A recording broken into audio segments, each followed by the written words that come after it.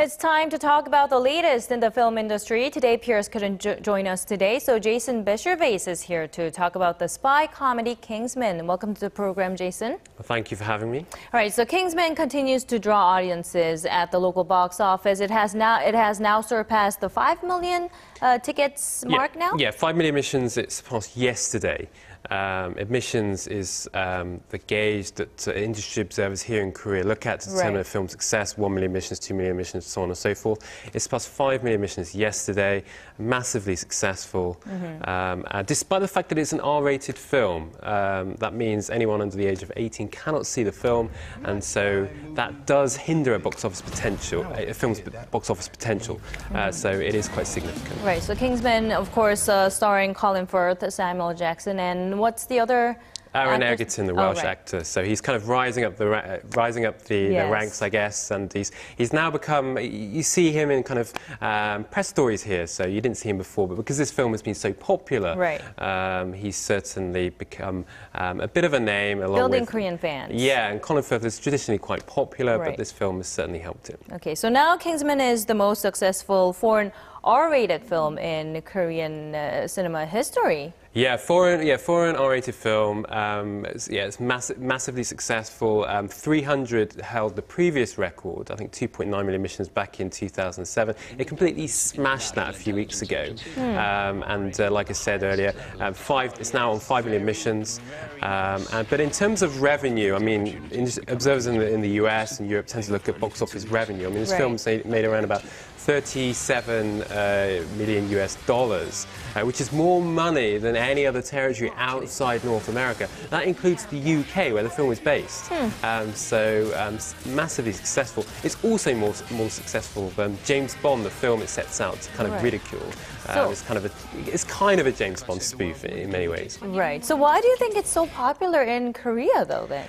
I think there's a few reasons. A film critic here called Darcy Parquet said earlier this week, actually, that in order to understand why these films do well, not just Kingsman, but other certain foreign films, you have to look at the Korean films or the film industry. And simply put, the Korean film industry doesn't have anything like this, so audiences see it as kind of unusual, unique, outlandish, but entertaining.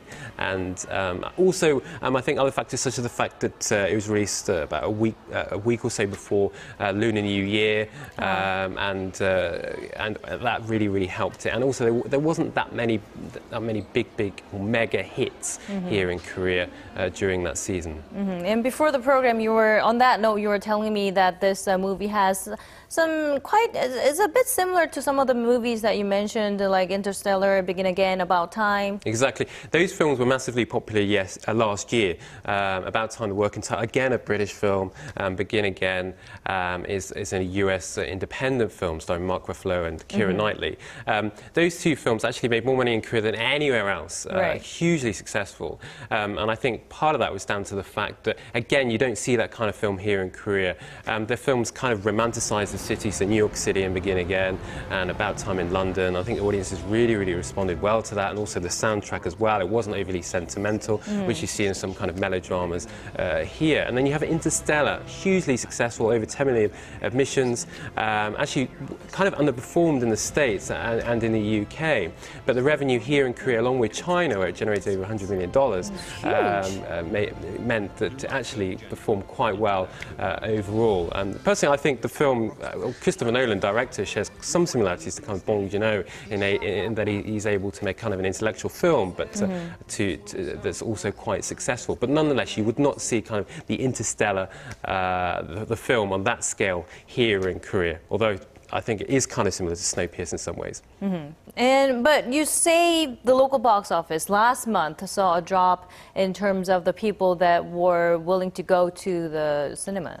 Yeah, February saw a significant drop, 5.3% in terms of revenue. So I think around $11.8 million. That is like over 5% drop. And then in viewers as well. I mean, it was over 10%. Is that a yearly drop? drop or monthly? Yeah. Compared to the year earlier. Before, now okay. that's the solar lunar year is actually a day shorter last year. It was a day longer this year. Why is there a significant drop? I think it's because there were mega hits last year. You had Frozen, which went on to make over 10 million admissions, and also the local comedy Miss Granny, which had amassed over 8 million admissions. So you had those two big films that collected huge tallies. And while Kingsman and Detective K2, Secret of the Lost Island, they actually did well. I mean, Kingsman did very, very well for an R-rated film, but it wasn't a mega hit in the same way as like Frozen last year. And again, 2 years ago, you had Miracle in the Cell #7. So there is a drop, but I don't think there's cause for a big alarm. And next month, you say we have a huge film that's coming our way, and with, of course, many fans of the Avengers in Korea will be excited. Yeah, Walt Disney. Finally get to see the Pictures film. Korea announced this week, a little bit late, but nonetheless, they have announced that the release date for Korea is April 23rd, and that is before the American release date, although it does roll out in some territories on April 22nd. The film was shot, parts of it shot here in Seoul last March and April. Huge press exposure. It's bound to be absolutely massive, and so the industry, I think, is going to be very well. Cinemas, multiplexes next month will be very busy indeed. Okay, all right. Thank you very much, Jason, for coming in today and giving us all the details about Kingsman and, of course, the Avengers as well. Thank you. Thank you.